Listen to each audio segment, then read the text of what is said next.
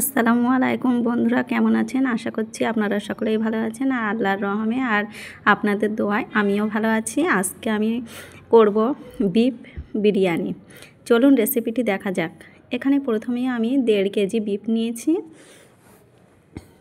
বিফটাকে আমি ম্যারিনেট করে নেব। প্রথমে এখানে আমি টক দই দিয়ে দিয়েছি, স্বাদ মতো লবণ, হলুদ আর জিরে গুঁড়ো, ধনে গুঁড়ো আর একটু শুকনো আর কি লঙ্কার গুঁড়ো দিয়েছি। আর এখানে দিয়েছি গোলমরিচের গুঁড়ো। আদা রসুন বাটা আমি দিয়েছি 2 চামচ। আর শেষে দিয়ে দিলাম বিরিয়ানির গুঁড়ো মশলা 2 চামচ দিয়েছি। দিয়ে বা হাতে ভালোভাবে মেখে নিতে হবে, খুব সুন্দর করে আর কি মেখে নিতে হবে। আমি এটাই মাখানোর পরে 1 ঘন্টার জন্য রেখে দেব। ততক্ষণে আমি অন্যদিকে আর কি আলু ভাত এগুলো করে নেব। এখানে আমার মাখাটা রেডি। এদিকে আমি একটি পাত্রে পানি নিয়েছি আর একটু ফুড কালার দিয়ে দিচ্ছি আর একটু লবণও আমি দিয়েছি, ভিডিওতে দেখানো হয়নি।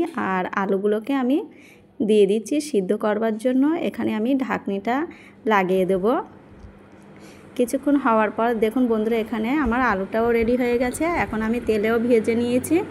আর এদিকে আমি প্রেসার কুকারে রান্না করব, তার জন্য পরিমাণ মতো তেলও দিয়েছি। এখানে 2টো তেজপাতা আর পেঁয়াজ কুচি দিয়ে দিলাম।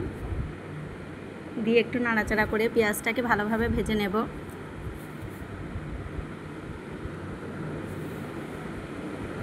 এখানে আমার পেঁয়াজ ভাজা হয়ে গেছে। এখন আমি ম্যারিনেট করা আর কি মাংসটা দিয়ে দিচ্ছি। এখানে আর কোনো মশলা লাগবে না, যেহেতু আমি মাংসতে সব মাখিয়ে নিয়েছিলাম। শুধু এখানে একটু কষিয়ে নিয়েছি।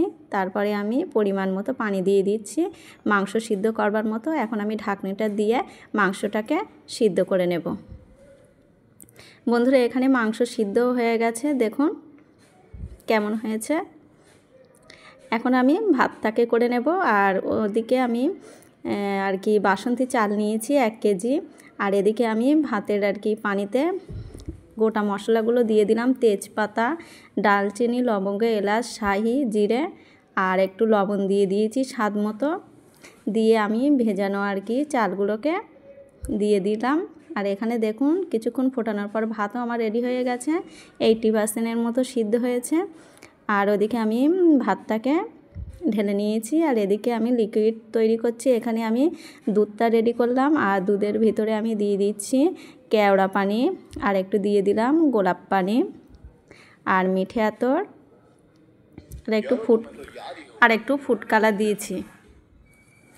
এখন আমি একটি হাঁড়ি নিয়েছি আর কি, বড় পাত্র লাগবে, সেহেতু আজকে আমি একটু বড় হাঁড়ি নিয়েছি। আর নিচে আমি একটু তেজপাতা দিয়ে দিলাম, যাতে আর কি হাঁড়ির তলায় ধরাটা না লাগে। আর এখানে আমি যে 1 কিলো চালটা রান্না করেছিলাম আর কি, তার অর্ধেক পরিমাণ মানে 500 ভাত আমি এখানে দিয়ে দেব। তারপরে আমি আর কি বিরিয়ানির মশলা ছড়িয়ে দিয়েছি ভাতের উপরে, পেঁয়াজের বেরেস্তা আর যে লিকুইডটা আমি রেডি করে রেখেছিলাম সেটি আমি উপর থেকে একটু দিয়ে দিচ্ছি। তারপরে আমি আলু সিদ্ধগুলো আর কি পুরোটাই দিয়ে দিলাম। এবারে আমি মাংসগুলোকেও ঢেলে দেব। যেহেতু এখানে আমার 2টো লেয়ার হবে আর কি, হাফ হাফ করে নিয়েছি, 500 করে ভাগ করে নিয়েছি, সেক্ষেত্রে 2টো লেয়ার করে নিয়েছি। আর তারপরে বাকি যে ভাতগুলো ছিল উপর থেকে চাপিয়ে দিয়ে আমি বিরিয়ানির মশলা আর পেঁয়াজের বেরেস্তা আর লিকুইডটা দিয়ে দিলাম। আর এখানে আমার চিনিটা গুলতে আর কি মনে ছিল না, সেই জন্য আমি একটু 2 চামচ চিনি দিয়েছি। দিয়ে ভালো করে আর কি গলিয়ে নিয়ে আমি ভাতের উপরে ঢেলে দিয়েছি। আর শেষে আমি ঘিটা দিয়ে দিলাম। ঘিটা অবশ্যই দিতে হবে, না হলে কিন্তু বিরিয়ানির ভালো লাগবে না। এখানে আমি আর কি দমে বসিয়ে দিয়ে তারপরে দেখুন বন্ধুরা, আমার এখানে বিরিয়ানিটাও রেডি হয়ে গেছে। এখন আমি তুলে নিচ্ছি। তাহলে বন্ধুরা, খুব সহজ পদ্ধতিতে আমি বিরিয়ানিটা বানিয়েছি। অবশ্যই আমার আর কি ভিডিওটি প্রথম থেকে শেষ পর্যন্ত আশা করছি দেখেছেন। আর যদি পছন্দ হয়ে থাকে তাহলে অবশ্যই একটি লাইক আমি আশা করছি আপনাদের কাছ থেকে। আর কমেন্ট করে জানাবেন আমার রেসিপিটি কেমন হয়েছে। আর অবশ্যই আমার ছোট বোন, দিদি, আপু সবাইকে অনুরোধ করছি আমার চ্যানেলটিকে সাবস্ক্রাইব করে দেবেন।